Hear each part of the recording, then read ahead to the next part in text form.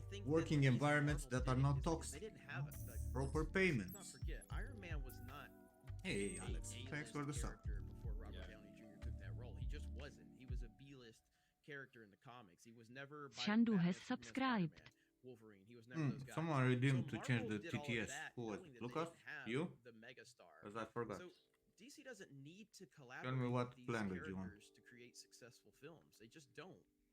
Wonder Woman doesn't need that. Wonder Woman's an icon. So DC doesn't need to do that. Marvel needed to do that with Captain America was not an Well, A-lister. you were expecting me to not have MCU progressed made him from into an A-lister. DC doesn't what, have that 14 problem, but they years? act like they have that problem. They act like, oh, Superman needs Batman and Batman I needs made that Superman, fucking and likeness. Wonder Woman has to be there. Like, no, you don't. They don't need that. I think Japanese, the difference is like you can use that as a launch pad for smaller characters. Like, male or if you're female. giving a fuck about Ant-Man, Wait, I don't know.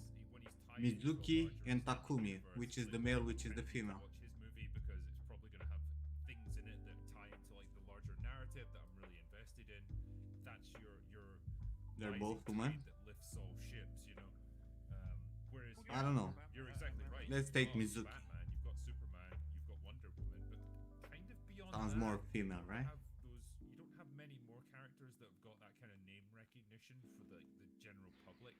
And so You tell me a maybe you need Booster Gold movie wouldn't make money? Are you kidding me? Seriously though, just out of curiosity, who cares about Ant-Man though? I mean, yeah. I I like the first one. Yeah, I like the first movie. But Let's I see. never would have Test cared about it resub. if it was I'm not looking forward to the next Ant-Man story. I'll put it that way. Yeah, who gives a shit about Quantum Mania? Yeah. I do care very deeply about what they did to Nindot26 us. has subscribed. This is A test. This wanted to make it look like Testo. another generic Marvel lesbian, I guess. But yeah. If you have like 2 years experience and let's say someone like you with 10 times more following say we are all doomed, people get scared, man. Look, for example, how many times there are stationed for the protest and basically disappear. For DC, like part of the Natural mandate was, hey, selection. we have to make a Superman movie, then we need And to make Batman also movie you to should have not Justice League. trust everything you That was what see on the Warner internet, Brothers wanted just to saying. do. They wanted to fast track to an Avengers And if you level cannot effect. fucking think for yourself, And they should no, have be just taken patient their time and with see it. what They happens. didn't, and ever since then, it's just And I get this become, fucking question hey, about a lot of AI people quite thought it was too often. dark. Let's tweak everything. And that I we're do. doing What do you want me to say? because of this reaction. Do you Let's- want me to alright, be hey, like the that was- fucking let's do it the exact fucking I don't know. opposite this time. And it's just not a way to plan, and that's why you've seen chaos. at the Warner Brothers gypsy and DC for the visionary past who 5 or will 6 tell you years what's gonna because happen in 5 nobody or there 10 has years. been able to I have no stick fucking to clue. the plan, and it's to the point Maybe where in 5 basically years everyone we got fired. would They're be bringing in through Henry World War Cavill II again, and we're trying gonna to- make fucking you games can't- out of sticks and you also can't rocks reboot it necessarily underground. because they see this Who the fuck knows? tangible. Hey, Wonder Woman was. But well for received, now, but people you hated wanna it do when it art, was do free. fucking art. But they're You still wanna thinking about learn the and first Wonder Woman. evolve and Aquaman fucking made $1 billion fucking dollars. become They don't a want character to or spend prop that artist. $1 billion. What stops you? Jason Momoa took his Just shirt off fucking and all do these, something. thirsty women out And even there if you're not gonna make a raising career boys, out of it, who or now even make if you're gonna sure, lose all your these job, thirsty right? women out there went and Just saw it. fucking And but yeah, so they're really do stuck art in for the this sake weird of art, place, and right? I don't know. And you'll find ways to They- monetize it they if are you really want. They've got a really shit Right? situation that they're in, and like I'm in the same position. I'm If pretty someone sure there handed will the be reins of people the willing DC to EU and say, right, fix this, throw some I would money not if know you're what the doing fuck to stuff do, because outside of obvious the temptation industry is, like, who's cut using losses, AI. reboot the entire thing, And there will start still be over, people because who this will is want to fucked. make all Then, human yeah, like you fucking say, games. you've got There will be still people you've who got want to, characters and you've got you know, franchises that have very real specific potential, but it's artworks like that don't they have the cannot ability to be tie done by together AI a or cohesive no, they just artistic like you story. as That's an the thing artist that and they just will buy don't your know how stuff. to do. You know, and yeah, okay, Cavill's back. Fuck knows what's going on with Affleck. Who's the Batman now? Don't know. Like it's all over the place. Say what you want to yeah. say. You can say they are doomed, or you can Unify chill this them and say relax and learn shit that storyline that's gonna you will need happen. on the future. Some people are dumb or bad intended. No, I think people are I think of, like, one production I'd be quite interested in overreacting seeing. Ricky in general, Gervais in, right? 'cause he And I specializes think in people doing are all kind of sorts like overreacting Ricky about the Gervais bad did things, essentially kind like of the wrong documentary things, style production of Ezra instead Miller's of first day back on set. focusing on And then what just they make it need as to do, awkward you know, and because comedic as you possibly learning can. And you 3D, just need to film it's actual much, footage. much harder than going Yeah. on the fucking Twitter for and sure. complain that Like, that- AI that will would- take your job in the future. Ezra Miller, who is know? accused of all this vile shit. It's They- much harder to spend, you because they know, were broke. 55 hours Like, I think watching that's the some thing of that my people videos forget. to learn how to do Warner hair, Brothers get was wrecked, broke. rather than just doing it in ZBrush and complain that it's not looking good at the end. report came out that Warner Brothers only has enough money left You know, for this doing your movie research, to it's release two always movies, harder than Black Adam complaining. and Don't Worry Darling. Don't Worry Darling was a complete total flop. Black Adam, it could still be a flop depending on what happens with China. This is a company that's $50 billion in debt. So they don't have the ability to be like, hey, Ezra Miller's grooming people and breaking into people's houses drunk and spitting on people. They cannot sacrifice that $200 million. You cannot do something decent in ZBrush, get wrecked. First and foremost, not because you cannot do it in ZBrush, but because you don't understand how to make hair. That really is. And I think you're missing some essential information. Yeah, I get your point. Like they've For example, how to build up your hair from the lowest point up to the front and not the other way around. And you're trying to cover up shit by just winging it instead of actually building a hairstyle that will look like a natural hair. From the same company that put out. So yeah, if you're going for stylized, just like you went with stylized for your anatomy, you're gonna get a result that no one would care. You want me to tell you the truth?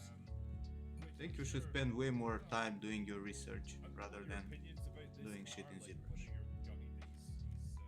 Grab some anatomy, go check Scott Eaton's tutorials, facial and body anatomy, copy some scans, go through some videos of how people are actually doing game for production, game hair for production, and see how hair looks like. Go through my videos on Patreon with me doing hairstyles. Adapt your workflow to whatever software you want, but ZBrush is definitely not the best because we said it so many times, you don't have dithering, so you can't see shit, and the control sucks balls. But you can wing it if you want. Don't tell me you can do something decent, because that's not gonna be decent. Like, you saw this coming a mile away. First season of Witcher I thought was very good, but it was clear they were placing way too much significance on people that were not Henry Cavill. Season 2 only doubled down on that. So I'm glad, get him the fuck out of there. That's the only reason that show had any notoriety was because of him in the first place. They're not doing justice to it. They're butchering the source material. Go fuck yourselves, Henry Cavill. Lucas, you don't know the lore as well as I do. When I've seen that message that you don't use a tablet, I almost had an aneurysm. Jeremy and Ryan, I know you guys have got. Now that explains a lot of shit. Pretty much now you're kind of out of time, so yeah, I will let you guys go. But I want to say thanks to both of you for coming on for this. It's been great to chat to both of you again. Yeah, hey, thank you for having us. It's always a pleasure to be here. It's been a hell of a few weeks for us, and we're still got a few other things going on here in Orlando. So thank you to everybody that showed up to the Geeks and Gamers meetup, Nerdrotic meetup, Friday Night Tights, and we'll be live on Friday Night Tights tomorrow on Nerdrotic's channel. So thank you guys for having us. I feel bad for Arcane. Yeah, Redfall. I've seen some he had a long stuff week. that He lost it's his pretty voice. bad. I don't know exactly. He got to go to Universal and actually see Marvel, not Disneyfied, which is actually beautiful when you have to go to Universal because they can't use. I guess they can use some stuff there, but the Marvel section at Universal actually feels like 90s Marvel, so you don't see all the bullshit. And what's the best part of it? They're the Black Panther Snuggie. It was a Black Panther Snuggie, and on the front of it, it was a white guy who looked just like what's his face from the meme. Drawing a blank now. Was it Ryan Gosling? Ryan Gosling. He looked just like Ryan Gosling. He was on the box of the Black Panther Snuggie. Just this white guy standing there smiling. Yeah. Finally a Snuggie for Get me. wrecked.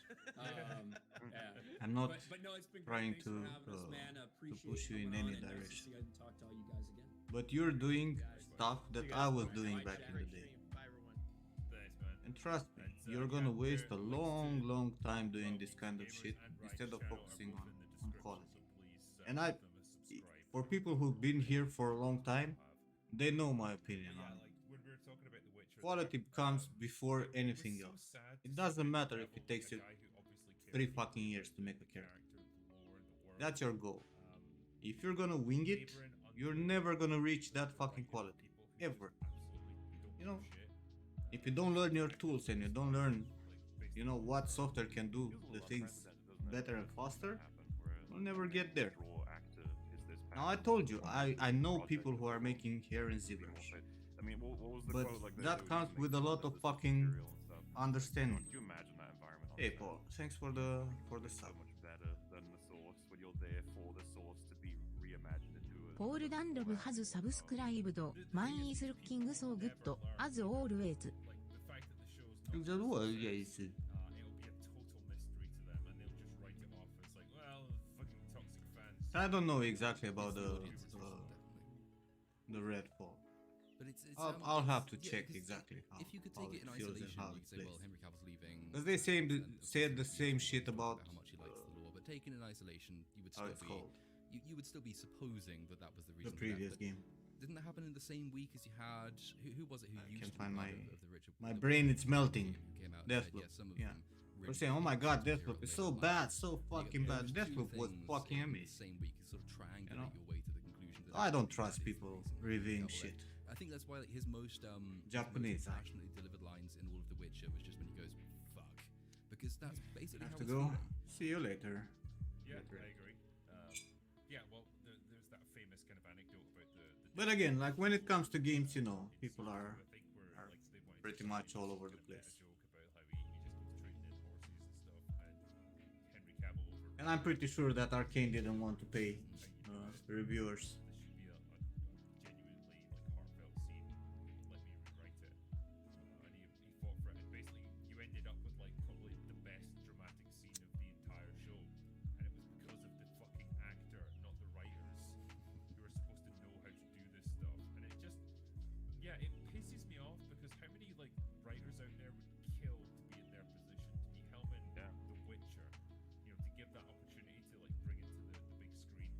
And these ungrateful, arrogant arseholes are the ones who actually end up Look, doing it. And honestly, not only do they not Deathloop, when there were people on servers and you could invade or get invaded, mock it and despise was it. a fucking great game. Why do people like that get And so art-wise, we it's cannot fucking discuss unfair. art on, It you goes know. back to that point you were making in their your games is fucking video great. earlier about updating for a modern. I really love Deathloop. I enjoyed every The fucking reason that moment of it. never ever seems to work is because the modern audience Now, in question is actually the Redfall, writers. I'm pretty Writers sure are it's people the who've same, Never you had know, any mentality. exposure to the Oh source my god, it's not material. They're the Apex? ones who've I never don't been like fans it. of the show. They're the ones who've never been fans. What, of it's the not novels or anything Fortnite? like that. Oh my They're god, the I don't ones who like are it. new to all of this. So they're updating it for a modern audience, which is just themselves.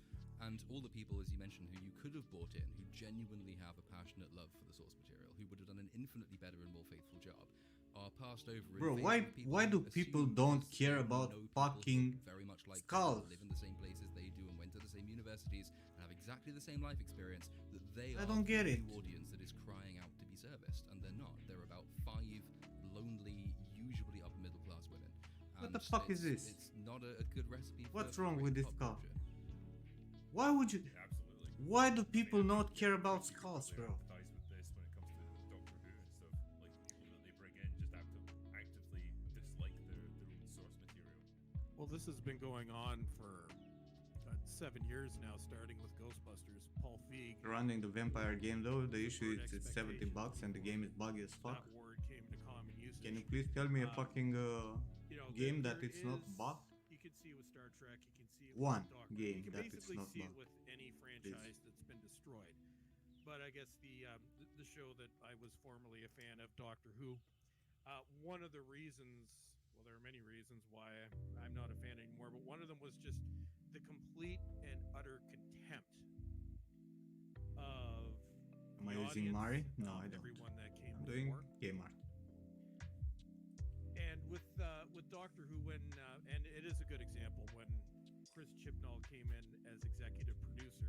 This was back in 20. The game on launch day is gonna have bugs. everybody Any game that nowadays. working on the show Because the since it technology came back became in so fucking 2005. complicated that it's difficult Brought to in fix people all the that bugs. vaguely knew what they were doing. I think Star Trek is an even Final Fantasy worse games are usually not example of buggy. this. That's absolutely not true, Bradley. If you look at Star I've Trek seen people Discovery, playing Final Fantasy where games. not only did they not pay any attention to the source material, they didn't even understand the source material, which leads to plot holes, which leads to completely misunderstanding what a franchise is supposed to be about. Again, it Star doesn't Trek, matter. You don't like the that fucking game, example don't play again, it. Ask it was for a supposed to refund. be You know, about it's Gene simple. Roddenberry's vision of Stop an trashing, optimistic you know, future. stuff on the internet. humanity had improved. We've gotten beyond all the petty Crush bullshit it we're for dealing with now. things that are lazy. And what happened? Well, by the time they got But to not just Captain because you don't Picard, like the type of the game. Federation had turned into the United States. Detroit was kind of America, bugless. and Donald Trump No. was basically in Did you charge. play it on launch So it's- hemisphere? Or and the problem is they 55 don't want to months create later? their own franchises because nobody's going to watch them. So we've said this over and over again. The easiest way of forcing So you your played it, hand you on know, everyone else way beyond the control of fucking an existing patches. franchise. Every single game that essentially it's launched destroy it. nowadays has And bugs. we were talking about the MCU. And the more earlier, people will but play it, the that's more they most will, recent you know, version for the get- longest time. And I think, Drink, I may even said this the first time we streamed together.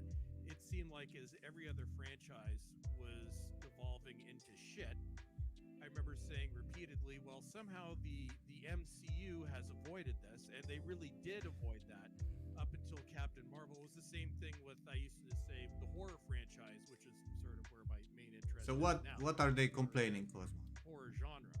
For the longest What time, is like, yeah, Asmongold we're not seeing this in complaining horror about? movies, then Black Who the fuck Christmas is that comes dude? out, and the remake of The Craft comes out. About the fact that it's And not it's just the AI same is not fucking sequence great. of events over and over again.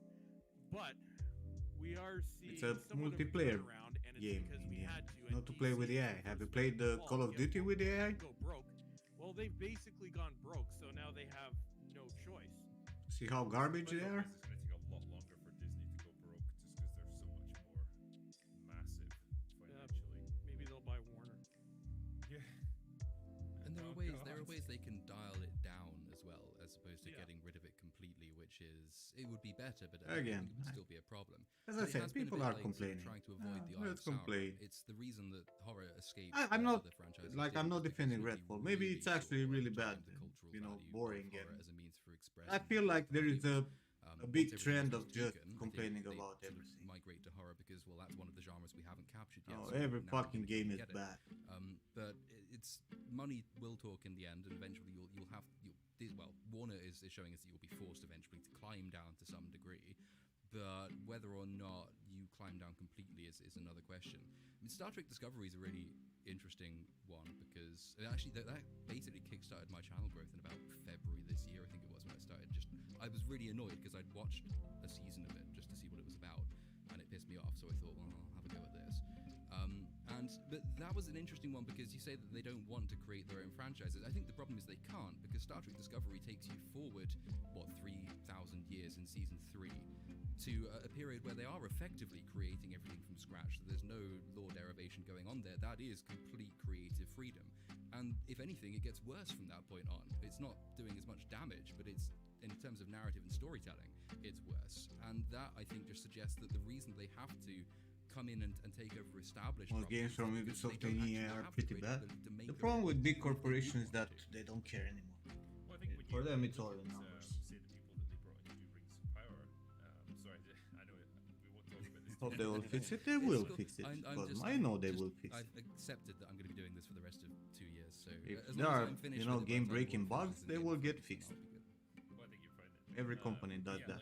Like, when you look at the showrunners for that, like two guys who have essentially got nothing on their resume of any note, like they helped out with some of the rewrites for Star Trek Into Darkness or Star Trek Beyond. I can't remember which one it was. I was going to say one of the terrible ones. I think it was and that's Beyond. pretty much all of it. Yeah. But yeah, like that's They're both it. terrible. And so like they don't have the experience or the talent to be able to create something from scratch, and suddenly they're put in charge of something of this magnitude. Like what else could it have done but fail? It's like it was set up to do that. That is a staggering decision. It's you're marketing this as the biggest budget TV show ever. You're putting $1 billion into it. It is self-evidently a huge reputational risk, and you put two people in charge who have no writing experience at all. And like my theory behind why they did that was it gives the studio much more creative control over the showrunners because novice showrunners are more easily manipulated. Ever used any offline renderer? No. And studios which are very, very cautious All about I do where is things are going, game. usually to the detriment of where they are going. I cannot move it and will look at it in the prefer viewport a and pliant director and a pliant not my thing. showrunner over one who is a maverick and who has a creative vision. But that's massively self-destructive as Rings of Power has proven. usually Yeah, wait I for guess the games only to other come thing on is that it sale and makes then it there much will easier to also throw them be under the some bus as they now seem to be doing patches. with all those It depends on the game. shaking up Right? the Because creative teams for season 2. you have a multiplayer game, kind of want to play it, when people are playing it, not 5 years later when no one is online and you play only with bots. Would it have made to have just said, right, we're going to get the best showrunners we can find for this? Like, they might have their own creative vision for it, but we'll make sure it lines up with what we do. We're going to vet them really well, and we're going to have confidence that they will produce something genuinely incredible. That just, I don't know, for me, All games are broken, bro. novice, that just seems like such a better way of doing things. People play games with I've been part of the reason my next Rings of Power video is taking so long is because I went to try and find some footage from the appendices for the Jackson films, and of course once you start watching the appendices you just sort of have to carry on, and that's multiple hours of content, so I lost some time doing that. But if you listen to the difference in outlook, and they actually, I think one of them described it, one of the creative team said that it was it was the most complicated, the biggest low budget film ever made, said of the Fellowship of the Ring, I think it was. And the amount of care and detail and attention that goes into it, because they place their money and their faith in the creative vision of a director who wanted to be faithful to source material. They thought, if we get a brilliant storyteller and a brilliant writing team and a brilliant sort of underrepresented studio or underknown studio who are nonetheless committed to small-scale, diligent work, then we will get something better than if we brought in then the biggest name director. I don't think Steven Spielberg could have done with The Lord of the Rings what Peter Jackson did. And just comparing the approach and the meticulous, meticulous approach of the creation of the Lord of the Rings films to Rings of Power, it's like, as I said earlier, you can't believe that this is done by the same species of people. It's almost as though it is not. It's a completely separate entity. One of them cares, one of them is passionate, and one of them is just, we've got the money, we've got all the money, throw the money at this problem, that problem will be solved. And to hell with writing, to hell with all the things that actually make art what it is. I think the stakes were a little bit different too when you compare Rings of Power to Peter Jackson's Lord of the Rings. Any other streaming service, a loss like this probably would have put them under, although this being Amazon, they own everything. I have time for MMOs with nowadays. Peter Jackson's Lord of the People Rings, who like MMOs. by New Line Cinema, which Never prior did, to never that, will. primarily known for horror movies, most notably Nightmare on Elm I'm Street. looking at 45 people playing, New fighting Line the same Cinema boss. It's not staked their really entire nice. existence on For that example, it's trilogy one of the film. things that I'm not really looking forward in Diablo 4. If they would have flopped, even if they would have just slightly more than broken even, it would have finished off the studio. So with Fighting the Peter war Jackson, bosses. you get an idea that there was the passion behind this, but there was also the idea that this has to work or we're done. With Amazon, I only watched, I think, half of the first episode. I couldn't stomach any more after that. But with Oh, you lucky person. yeah, well, that's the great thing of not doing this anymore. I no longer have to watch stuff that I hate. But I'm actually dumbfounded. Like, even though you're Amazon, you have money to burn because you own everything. They even own the infrastructure that every other streaming service exists on. But still, how could you screw this up this badly? Now, I haven't watched anything past halfway through the first episode. I've just watched other people's videos, and I've seen clips online, and Jesus Christ, it's like it was made by a 6th grader. I think we established while they're on EFAP that the first half of the first episode is probably the best it got. Oh, so it actually gets worse. Okay, that's Oh, it gets so bad, dude. Episode 6 was like the worst, and then the finale was pretty bad too. It's kind of hard to say which is the worst, but I'm sorry, that volcano going off, that might be the event of this show that was just the stupidest bullshit. Oh my god. I mean, you didn't want an Mordor. origin story for Mount Doom. What is wrong with you, you volcano bigot? It makes Lord of the Rings so much better when you see that mountain. You're like, oh, that's the sweaty old man mountain that he made. I remember. Yeah. I still remember the songs they sing of Waldrig. I am so happy that House of the Dragon and Rings of Power came out pretty much at the same time, because it seemed like suicide at the time for House of the Dragon, like it's going to get crushed by this like franchise juggernaut. But it gave you such a great point of comparison. Like, this is what happens when you have good, smart, intelligent writing by adults. This is what happens when you let kindergartners write your movie or your TV show. Sorry, and like see the results. One is just a cavalcade of nonsense that's conceived by idiots. The other one is like an actually well-structured story with good, relatable, interesting, multi-layered characters. It's great. I love the fact that they're right there next to each other for comparison. Well, you look at who's heading this up too. You have whoever the hell was playing Galadriel. versus Matt Smith, who was probably the best actor to ever portray the main role on that show I used to like. So and it is kind of ironic because we would have guessed it would have been the opposite situation after season 8 of Game of Thrones and Lord of the Rings. We would have figured that Lord of the Rings would have been the success story and Game of Thrones would have continued to shit itself, but ironically it wasn't. We're in the exact opposite situation. But even it's reputational like crossover, ships passing in the night, because Game of Thrones ends on an incredibly sour note and is completely, well, not completely, but largely redeemed by the end of House of the Dragon. And The Lord of the Rings is still, and at the point Rings of Power started, was and remained one of the best loved cultural properties ever to have been put to screen. Yeah.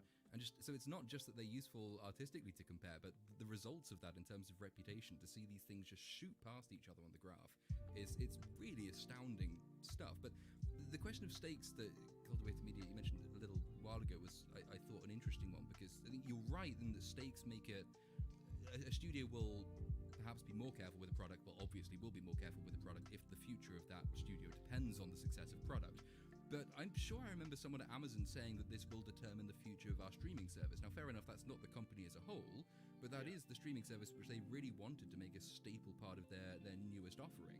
So how does that square? Because surely they would still have had a huge amount of investment, not just monetary, but reputational in the success of that show.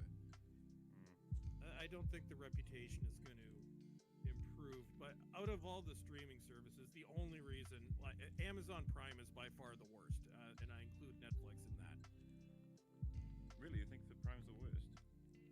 I obviously have no way of figuring out which is the worst, to be honest with you. Just Netflix's reputation is that it's like 99% trash. It's most of it is. Although when I look at Prime, I can't think of any show in the past 2 or 3 years. People keep telling me to watch The Boys, which I will at some point. Whereas at least Amazon, on Netflix, there's the occasional show that I'll watch. But I at Amazon, I think people have already been fired over this. I think with Prime's a difficult one, because it's like what you're really paying for is like the TV shows and stuff, but you're also getting the Prime service with Amazon. That's the only reason I have it, Prime shipping. That's that's why people get it, and it's like, well, also the bonus thing, well, I get to watch TV shows as well that aren't available anywhere else. I think so HBO Max is really good out of the lot for quality ratio. As for worst, like I haven't even seen what Apple and Hulu and the other ones have. See, we get that all on one streaming service lumped together in Canada. We have this god-awful service called Crave, which is streaming at 720 if you're lucky. So that's where Paramount Plus, HBO, Showtime, pretty much anything that isn't Crave, Netflix, or Disney Plus gets lumped on. But at least with Netflix, they will occasionally have that show. That, like, they'll have their Squid Games, they'll have Stranger Things season 4, they'll have Dahmer, which I thought was absolutely brilliant. I can't think of any equivalent on Amazon. Like, even if you look at Disney, I guess, well, they do have the Star Wars and MCU franchises, but really, can you name one massive show that's had almost universal appeal that's been on Amazon Prime? She-Hulk was Disney again. Although, She-Hulk was the be-all and end-all of awesomeness. It's the best comedy I've ever seen. Amazon has The Boys, doesn't it? And The Expanse, which it picked up. And I know I've not seen all of The Expanse, but I gather that's quite popular. I don't know if it's still as well received as when it started. And it wasn't Amazon when it did start. But The Boys and The Expanse are the two that sort of come most readily to mind for I think Amazon. The Boys is probably the biggest. Like, The Expanse is kind of more a cult following. It's I think the Expanse was better at the beginning. I haven't watched the most recent season, but I know there was a quality drop. Grand Tour is on Prime. And Clarkson's that Farm, show. of course. I recommend people check that out. It's better than you'd think. It's weirdly everyone's dying a chat for you to say reach a terminal list drinker. They're all Yes, so both of those pretty serviceable, not amazing, but pretty decent shows in their own right. But they're not like draws. I don't think they're not going to make people sign up for. Kind of funny. It's just like Netflix. What does that have? And it's like Stranger Things. It's like, yeah, sort of. Like, it depends, really, what era we're looking at. it's got like 1 billion documentaries and shows that you'll never watch. Like it's See, I'm weird. I actually like Netflix's documentaries, but I don't know. I've got a sick mind. I like all this true crime stuff. So those are probably the reason, because Netflix is by far the most expensive. I think those documentaries are the only reason I haven't gotten rid of Netflix yet. Because whenever I plan on canceling Netflix, and there's always that one thing that I want to check out. Prime, the last time I actually logged onto the streaming service, it had been so long since I'd even powered it up. I had to update it and then log back in. I think it'd been at least 6 months. And the other issue that I had with Prime is the only shows that I used to watch on Prime were older legacy network shows from decades ago. And the most annoying thing about Prime is if you add something to your watch list on Netflix, if it goes away, you can't see it anymore. Prime, it stays in there. So I went through it recently, and I'm like, literally nothing that I've saved in my watch list is still available on the streaming service. There's nothing. But again, it's Amazon, so they won't go under, kind of like Disney Plus. But if if Netflix, after the past few years they've had, especially this past year, if they would have had something like the Lord of Rings fiasco or Rings of Power, that would have finished them off. Netflix is the one which is ultimately going to be on the most shaky ground, because Amazon's got, well, the entire Amazon service backing it up. So like that's the tidal wave of money coming in. So they're fine. Disney Plus has got the theme parks, which, you know, obviously generates enormous revenue for them. So they have that. But Netflix doesn't have anything. It's got to stand on its own content. Part of the model that I find insane is that they had the COVID years, which would have spiked everything for streaming stuff, and then they were like, and the following years we have to get the same and more. And it's like, you won't. You're just not. It's not going to happen. That was the premise on which it was sold to investors, was essentially a pyramid scheme model. It was you I think invest your in Netflix memory is because broken. we just had. We'll always have that. There'll be more, and the more of you invest, the more viewers we'll get, and the more subscriptions we will rake in. And then that inevitably doesn't happen. Even one quarter where its subscriber numbers fall short of expectations and people are fleeing it in terms of investment carries an enormous amount of debt as a company.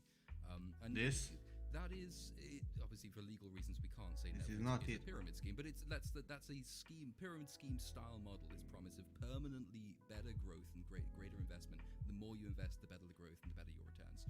And apparently without very much regard to what content you're putting out, which you would have thought was the fundamental point of a streaming service.